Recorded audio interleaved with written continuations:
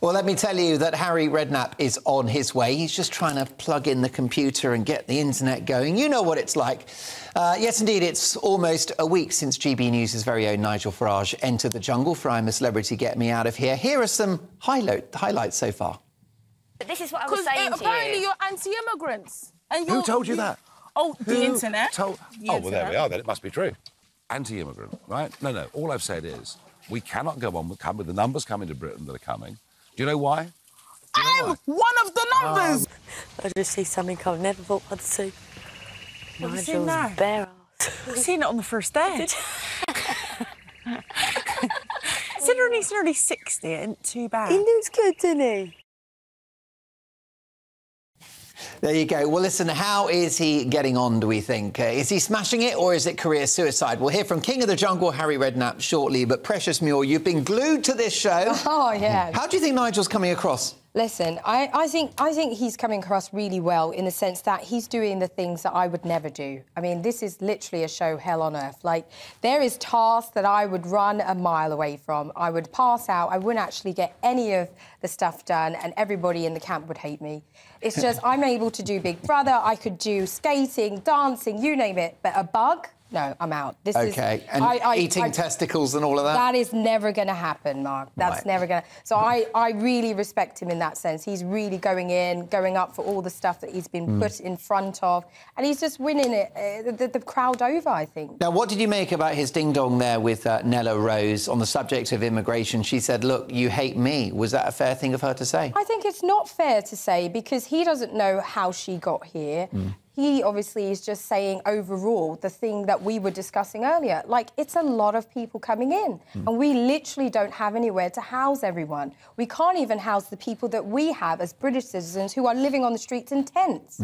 So how are we going to even have extra people come in? So the way she reacted was just uncalled for. I think she could have handled it in a better way. She could have said it in a better way. Said, hey, listen, my family or I came as an immigrant and I'm here contributing to society, and I think that is kind of offensive in that way. But the way she came across was a little too much, I think. OK, Philip, I'll come to you in a second, but who better to speak to than legendary ex-footballer and former top manager in the Premier League and King of the Jungle, Harry Redknapp. Harry, great to see you. How do you think Nigel's getting on? Yeah, he seems to be OK, doesn't he? You know, it's very difficult. He seems to have settled in OK, and... yeah, I think he's got a big chance of being in there for quite a long time, actually. I think they'll keep him in and give him plenty of trials to do. But he seems to be coping OK. You are a very resourceful person, Harry. You survived a career in football as a player and manager. Were there times when you struggled in the jungle? It wasn't too bad, to be honest, for me. I had a good group of people there and we all got on so well, so it was quite easy. There was no real... We didn't have many arguments at all, and everybody helped each other. So it was quite a good camp as far as And having never watched a programme before I went in, I really didn't have too much idea about what to do or what to expect. There are times you get it can be quite boring, and so you're quite happy to do a trial. It gets you out the camp for a few hours, and it breaks the day up. So, yeah, but no, we was OK. We all got on well, and it was still friends now, most of us. We all keep on a WhatsApp group, so it's fantastic. Yeah. Oh, that's nice. When you're in the jungle, do you lose all sense of time, Harry? Absolutely. We used to try to look at, when we went to do a trial, we tried to look at the watches of the guys that were taking us, you know. And after about 2 days, they realised we were miles away from the correct time. We'd be hours out, you know.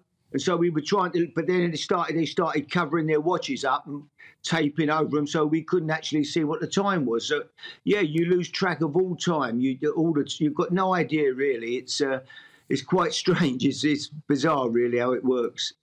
Producer Maria, Harry, tells me that he's 10-1 to win. I know you like a flutter. Is that worth a bet? Is that a bet? Is that good value, 10-1 for Farage to win?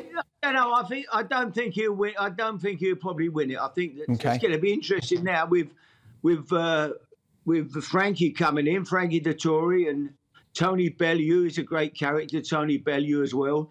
Two big sporting personalities. They're going to be interesting guys. So it'd be interesting to see how they go as well. It's wide open this year. I think to pick a winner is very difficult.